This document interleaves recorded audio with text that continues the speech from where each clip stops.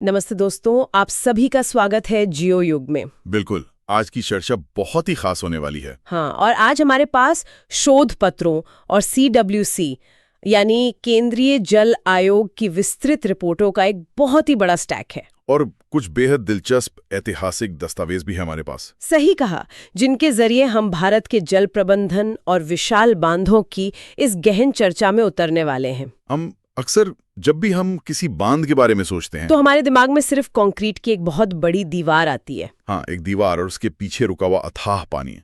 लेकिन आज की ये चर्चा इस सतही विचार से बहुत आगे जाने वाली है। बिल्कुल। हम ये समझने की कोशिश करेंगे कि ये ढांचे सिर्फ ईंट और पत्थर के पहाड़ नहीं है। ये मानव इंजीनियरिंग की चरम सीमाओं को दर्शाते हैं। हाँ, और इन ढांचों की सुरक्षा और सबसे महत्वपूर्ण रूप से हमारे राष्ट्रीय विकास के पूरे ब्लूप्रिंट को भी। तो चलिए इस विषय को गहराई से समझते हैं। ये शुरुआत करने का एक बेहतरीन तरीका है, क्योंकि देखिए, ज्ञान तभी वास्तव में मूल्यवान होता है जब हम उसे एक व्यापक दृष्टिकोण से देखते हैं, एक बड़े कैनवस पर। बिल्कुल। इन स्रोतों को खंगालते हुए जो बात सबसे ज्यादा स्पष्ट होती है वो ये है कि जब हम इन विशाल बांधों का विश्लेषण करते हैं तो हमें केवल एक ढांचा नहीं देखना चाहिए। सही कहा, हमें ये देखना चाहिए कि कैसे ये जल संरचनाएं भोजन, ऊर्जा और सुरक्षा, इन तीनों को एक साथ जोड़ती हैं। हाँ, ये नदियां और उन पर बने ये विशाल स्ट्रक्चर किसी भी देश की अर्थव्यवस्था को एक दिशा देते हैं। और आज के संकलन में हम इन्हीं कड़ियों को जोड़ने वाले हैं। तो अगर हम सबसे पहले डेटा पर आएं, हाँ, अगर हम सबसे पहले भारत में जल प्रबंधन के पैमाने की विशालता पर नजर डालें, जो कि बहुत ही विशाल है। हाँ, हमारे स्रोतों में केंद्रीय जल आयोग के जो आंकड़े सामने आते हैं वे सच में हैरान करने वाले हैं। मैं कहूंगा कि वे आंकड़े किसी को भी चौंका सकते हैं। रिपोर्ट बताती है कि हमारे देश में कुल 5,745 बड़े बांध हैं। 5,745। ये संख्या अपने आप में इतनी विशाल है कि इस पर यकीन करना मुश्किल होता है। पूरे देश में इतने सारे बड़े बांध, और इनमें से 5,334 बांध पूरी तरह से बनकर तैयार हो चुके हैं। और बाकी के करीब 411 बांध अभी भी निर्माणाधीन हैं, उन पर काम चल रहा है। इतनी बड़ी संख्या में इन ढांचों का होना कोई मामूली बात नहीं है। बिल्कुल नहीं। मैं सोच रही थी, आखिर इस महाकाव्य की शुरुआत कहाँ से हुई? इस सवाल का जवाब हमें इतिहास के उन पन्नों में मिलता है जब भारत एक नया आजाद राष्ट्र बना था। 1947 के बाद का समय। हाँ, इन आंकड़ों के पीछे का इतिहास बहुत दिलचस्प है। आजादी के तुरंत बाद देश के सामने बाढ़, सूखे की समस्या, हाँ, सूखे और बुनियादी ढांचे की भारी कमी जैसी गंभीर चुनौतियां थीं। विशेष रूप से कुछ नदियां जो बारिश के मौसम में तबाही मचाती थीं। बिल्कुल। और इसी को देखते हुए वर्ष 1948 में दामोदर घाटी निगम यानी DVC, हाँ, DVC की स्थापना हुई।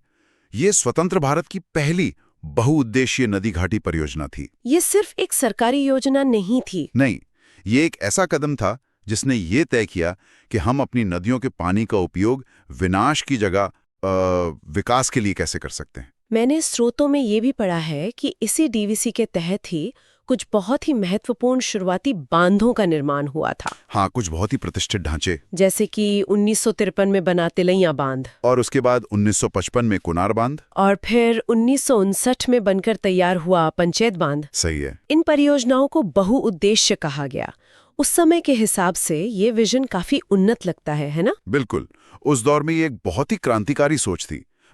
इन शुरुआती परियोजनाओं का मूल उद्देश्य केवल एक नहीं था, उनके कई लक्ष्य थे। हाँ, इनका लक्ष्य था बाढ़ नियंत्रण करना, बड़े पैमाने पर कृषि के लिए सिंचाई की व्यवस्था करना, और पूरे क्षेत्र का समग्र विकास करना, देश को अनाज के मामले में आत्मनिर्भर बनाना, और उद्योगों के लिए बिजली पैदा करना। उस समय की सबसे बड़ी प्राथमिकता यही थी। इन बहुउद्देशीय परियोजनाओं ने एक ऐसा मॉडल तैयार किया जिसने आने वाले दशकों में भारत के विकास की ठोस नींव रखी। बिल्कुल सही कहा आपने। अब अगर हम इतिहास से थोड़ा आगे बढ़कर इंजीनियरिंग के उन चमत्कारों की बात करें जो इन दस्तावेजों में दर्ज हैं, तो कुछ नाम बहुत प्रमुखता से सामने आते हैं। हाँ, और भारत के सबसे ऊंचे बांध टिहरी बांध का जिक्र आना स्वाभाविक है। टिहरी इंजीनियरिंग का एक सच्चा अजूबा। उत्तराखंड में भागीरथी नदी पर स्थित इस बांध की ऊंचाई लगभग 260 मीटर है। 260.5 मीटर। अगर हम सटीक आंकड़ों की बात करें, ये पूरी दुनिया में 13वां सबसे ऊंचा बांध है। जरा सोचिए, 260 मीटर की ऊंचाई किसी गगनचुंबी इमारत से भी काफी ज्यादा होती है। एक बहुत ही विशाल दीवार। और इसके जलाशय का आकार भी तो देखिए। हाँ, इसका जलाशय इतना विशाल है कि इसमें 3.5 घन किलोमीटर से भी ज्यादा पानी समा सकता है। इतना पानी कि कोई बड़ा शहर सालों तक अपनी प्यास बुझा सके। लेकिन जो चीज मुझे रिपोर्ट में सबसे ज्यादा हैरान कर गई वो है इसकी तकनीक। आप पम्प्ड स्टोरेज की बात कर रहे हैं? बिल्कुल, इसमें 1000 मेगावाट की क्षमता है और वेरिएबल स्पीड पम्प्ड स्टोरेज तकनीक का इस्तेमाल होता है। हाँ, ये बहुत ही आधुनिक है। लेकिन ये तकनीक आखिर काम कैसे करती है? स्रोतों में इसके बारे में काफी तकनीकी विवरण है। देखिए, यह इंजीनियरिंग का एक बहुत ही शानदार पहलू है। इसे आसान भाषा में एक विशाल पानी की बैटरी की तरह सोचिए। एक पानी की बैटरी? हाँ, सामान्य जलविद्युत परियोजनाओं में क्या होता है, पानी ऊपर से गिरता और बिजली बनती है, टरबाइन घूमते हैं। बिल्कुल। लेकिन इस पम्प्ड स्टोरेज तकनीक में जब ग्रिड में बिजली की मांग कम होती है, जैसे मान लीजिए रात के समय। सही कहा, रात के समय तो बची हुई बिजली का उपयोग करके पानी को वापस ऊपर के जलाशय में पंप कर दिया जाता है। अच्छा, मतलब पानी को फिर से ऊपर भेज देते हैं। हाँ, और फिर जब दिन में या शाम को बिजली की मांग चरम पर होती है तो उसी पानी को फिर से नीचे गिराकर टरबाइन चलाए जाते हैं। बिल्कुल। यहाँ सबसे दिलचस्प बात यह है कि ये ऊर्जा को स्टोर करने का एक बेहद प्रभावी और विशाल तरीका है। ये तो वाकई कमाल की बात है। मतलब हम पानी को एक रिचार्जेबल बैटरी की तरह इस्तेमाल कर रहे हैं। एकदम सटीक उदाहरण है ये। ऊंचाई के मामले में तो टिहरी का कोई जवाब नहीं है, लेकिन हमारे स्रोतों में लंबाई के मामले में एक और नाम बहुत प्रमुखता से उभर कर आता है। हीराकुड बांध। हाँ, हीराकुड बांध। ओडिशा में महानदी पर बना ये दुनिया का सबसे लंबा मिट्टी का बांध है। दुनिया का सबसे लंबा? अगर हम इसके डाइक्स यानी तटबंधों को मिला लें तो इसकी कुल लंबाई करीब 26 किलोमीटर है। 25.8 किलोमीटर? 26 किलोमीटर के करीब। मतलब अगर कोई चाहे तो इस बांध के एक छोर से दूसरे छोर तक पूरी एक हाफ मैराथन दौड़ सकता है। हाफ मैराथन का ये उदाहरण बहुत सटीक है। और अगर आप वो मैराथन दौड़ेंगे तो रास्ते में बहुत कुछ देखने को मिलेगा। बिल्कुल, आपको इस बांध के कई और दिलचस्प पहलू देखने को मिलेंगे। 12 जनवरी 1957 को उद्घाटित हुआ ये बांध एशिया की सबसे बड़ी कृत्रिम झीलों में से एक का निर्माण करता है। हाँ, और इस जलाशय में आपको पिंजरों जैसी संरचनाएं दिख सकती हैं, जिन्हें केज फार्मिंग कहा जाता है। केज फार्मिंग ये खेती का कोई नया तरीका है? मुझे रिपोर्ट में ये शब्द दिखा था। ये दरअसल पानी के भीतर मत्स्य पालन यानी मछली पालने की एक तकनीक है। अच्छा, मछलियों के लिए? हाँ, बड़े बड़े पिंजरों को पानी में सुरक्षित रूप से लटका दिया जाता है, जिससे मछलियों का उत्पादन बहुत नियंत्रित और बड़े पैमाने पर होता है। इससे तो स्थानीय लोगों को काफी रोजगार मिलता होगा। बिल्कुल मिलता है। इसके अलावा अगर हम इसके बहुउद्देशीय प्रभावों की बात करें, जो कि इसके निर्माण का मुख्य उद्देश्य था, हाँ, तो हीराकुड बांध लगभग 4,36,000 हेक्टेयर कृषि भूमि को सिंचाई की सुविधा देता है। 4,36,000 हेक्टेयर, ये बहुत बड़ा क्षेत्र है। और बाढ़ नियंत्रण के मामले में ये 9,500 वर्ग किलोमीटर क्षेत्र को महानदी के उफान से बचाता है। और बिजली उत्पादन बुरला तथा चिपलिमा पावर स्टेशनों के माध्यम से लगभग 360 मेगावाट विद्युत उत्पादन भी करता है। 359.8 मेगावाट स्रोतों के अनुसार। हाँ, जो आसपास के उद्योगों को अबाधित जल और बिजली आपूर्ति सुनिश्चित करता है। यानी ये सिर्फ एक दीवार नहीं, बल्कि पूरी की पूरी अर्थव्यवस्था का इंजन है। बिल्कुल। जरा सोचिए, हो सकता है इस वक्त जिस डिवाइस पर श्रोतागण ये गहन चर्चा सुन रहे हैं, उसकी बैटरी भी उसी बिजली से चार्ज हुई हो। हाँ, जो भाखड़ा नांगल या ऐसे ही किसी विशाल बांध के टरबाइन से बनकर आई हो। ये बहुत ही संभव है। भाखड़ा नांगल का नाम आते ही ऊर्जा उत्पादन का एक विशाल रूप सामने आ जाता है। भारत के सबसे प्रतिष्ठित बांधों में से एक। हिमाचल प्रदेश और पंजाब की सीमा पर सतलुज नदी पर बने इस बांध की ऊंचाई 226 मीटर है और ये 1325 मेगावाट स्वच्छ ऊर्जा का उत्पादन करता है। इसके पीछे जो विशाल गोबिंद सागर जलाशय बनता है, वो तो एक अलग ही स्तर का है।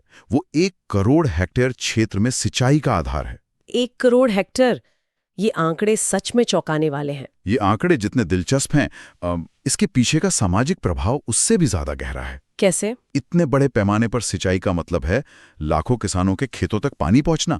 भाखड़ा नांगल जैसी परियोजनाओं ने ही हरित क्रांति को संभव बनाया था। बिल्कुल, भारत में हरित क्रांति को संभव बनाने में इसकी एक अहम भूमिका थी। अगर हम इस तस्वीर को और बड़ा करें और भारत के अन्य हिस्सों, विशेषकर दक्षिण और मध्य भारत की ओर देखें, तो वहां भी अद्भुत इंजीनियरिंग के उदाहरण मिलते हैं। कृष्णा नदी पर बना नागार्जुन सागर बांध। हाँ, जो दुनिया के सबसे बड़े मेसनरी डैम्स यानी चिनाई वाले बांधों में से एक है। मेसनरी डैम से मतलब है कि ये पूरी तरह से कंक्रीट का नहीं है, नहीं, बल्कि पत्थरों और ईंटों की चुनाई से बना है। बिल्कुल। इतनी विशाल संरचना को पत्थरों की चिनाई से खड़ा करना इंजीनियरिंग का एक बहुत बड़ा कौशल है। और इसकी क्षमता कितनी है? ये 815 मेगावाट 815.6 मेगावाट बिजली उत्पादन की क्षमता रखता है। और मध्य प्रदेश में वहाँ नर्मदा नदी पर बना इंदिरा सागर बांध उस पूरे राज्य की जीवन रेखा माना जाता है। जिसकी क्षमता 1000 मेगावाट है। सही।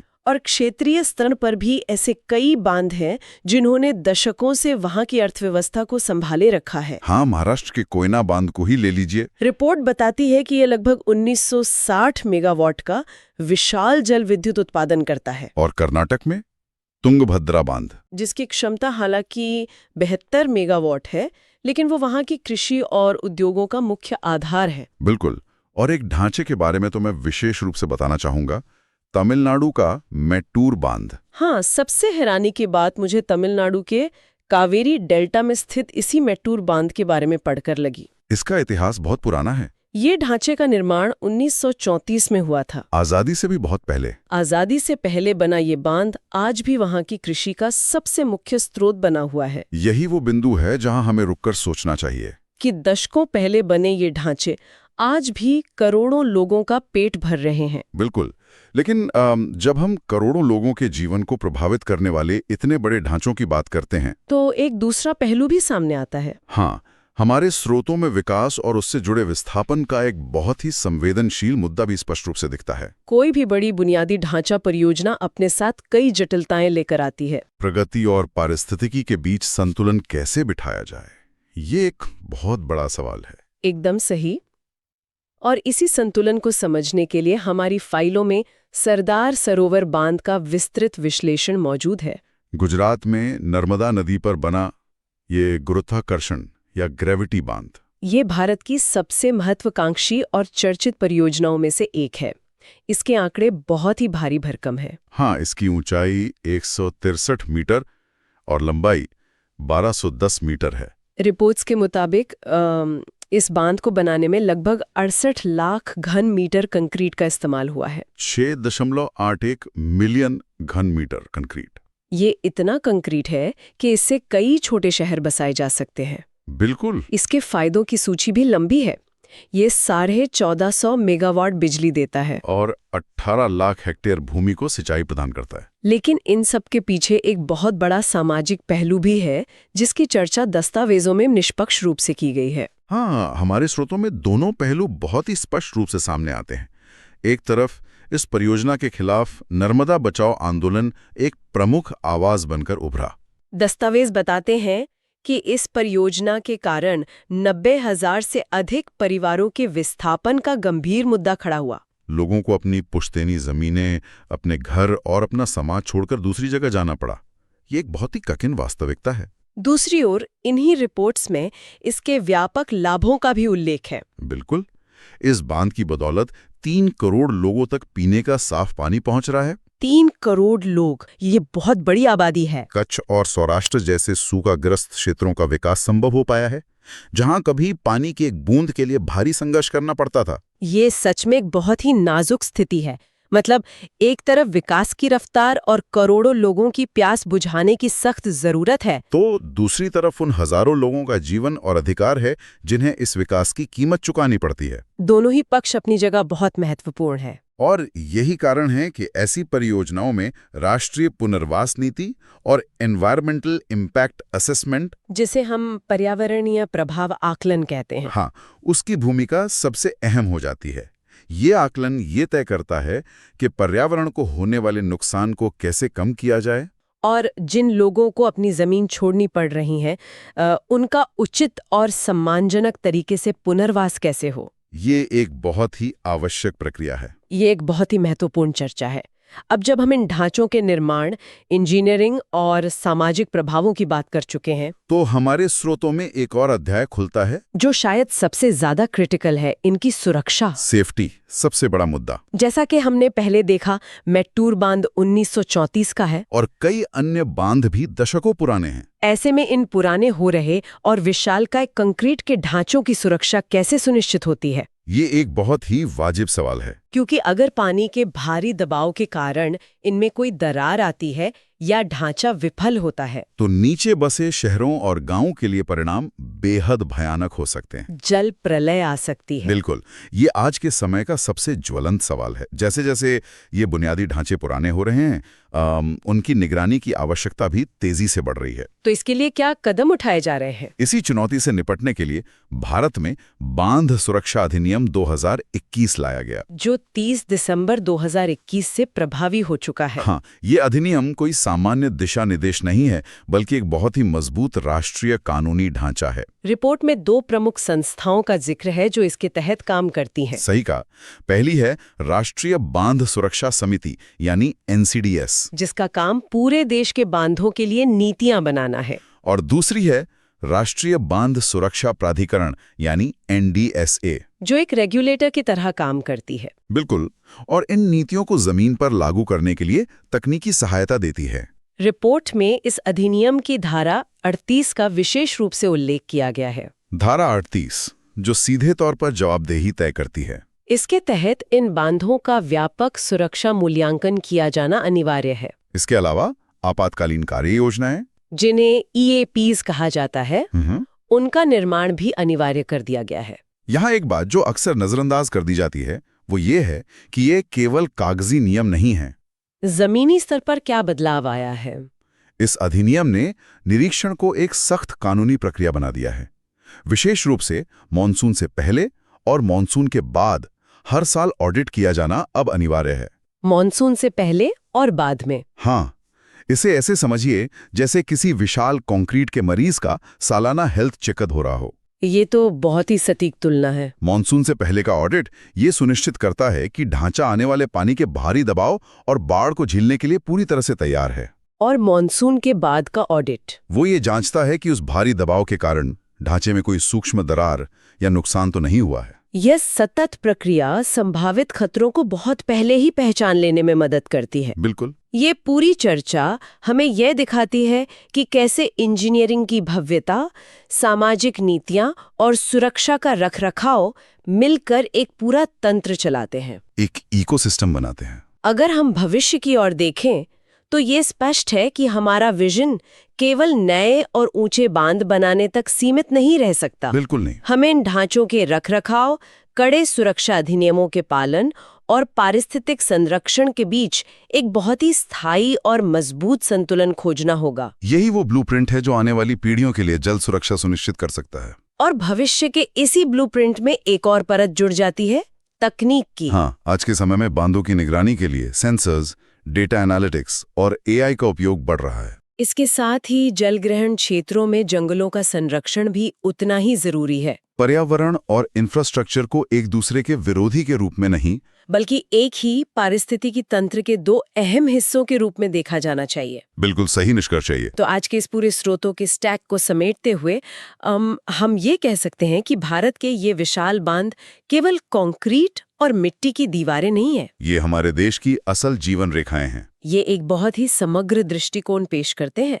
सिंचाई के माध्यम से ये खाद्य सुरक्षा सुनिश्चित करते हैं। पनबिजली के माध्यम से ये ऊर्जा स्वतंत्रता का मार्ग प्रशस्त करते हैं। बाढ़ नियंत्रण के जरिए ये जीवन और संपत्ति की रक्षा करते हैं। और यहाँ तक कि केज फार्मिंग, नौकायन, पर्यटन तथा औद्योगिक आपूर्ति जैसे संसाधनों के जरिए अर्थव्यवस्था को एक विविधता प्रदान करते हैं। ये सब आपस में गहराई से जुड़ा हुआ है। इस गहन विश्लेषण के अंत में जी इन सभी स्रोतों से परे एक विचार मैं यहाँ छोड़ना चाहूंगा। जी बिल्कुल। हमने अपनी बेहतरीन इंजीनियरिंग और अथक प्रयास से नदियों के बहाव को तो नियंत्रित कर लिया और इन विशाल संरचनाओं को खड़ा कर दिया, लेकिन आज जलवायु परिवर्तन के कारण जिस तरह मौसम अप्रत्याशित हो रहा है, बाढ़ और सूखे के पैटर्न अचानक बदल रहे हैं। हाँ, तो क्या हमारे ये कंक्रीट के विशाल ढांचे भविष्य की अचानक आने वाली मौसम संबंधी चरम घटनाओं को झेलने के लिए पूरी तरह तैयार हैं? ये एक बहुत ही बड़ा सवाल है। ये एक ऐसा सवाल है जिस पर हम सबको विचार करना चाहिए, क्योंकि हमारा अगला कदम इसी सवाल के जवाब से तय होगा। ये सच में एक बहुत ही गहरा और विचारणीय प्रश्न है। हमें भविष्य की इन अप्रत्याशित चुनौतियों के लिए तकनीकी और मानसिक दोनों रूप से तैयार रहना होगा। बिल्कुल। दोस्तों, इसी विचार के साथ हम आज की इस गहन चर्चा को यहीं समाप्त करते हैं। चैनल जियो युग से जुड़े रहने के लिए आपका धन्यवाद। इस वीडियो को शेयर करें, लाइक करें, सब्सक्राइब करें और कमेंट्स में बताइए कि आपको ये चर्चा कैसी लगी। अगले विषय के साथ फिर से मुलाकात होगी।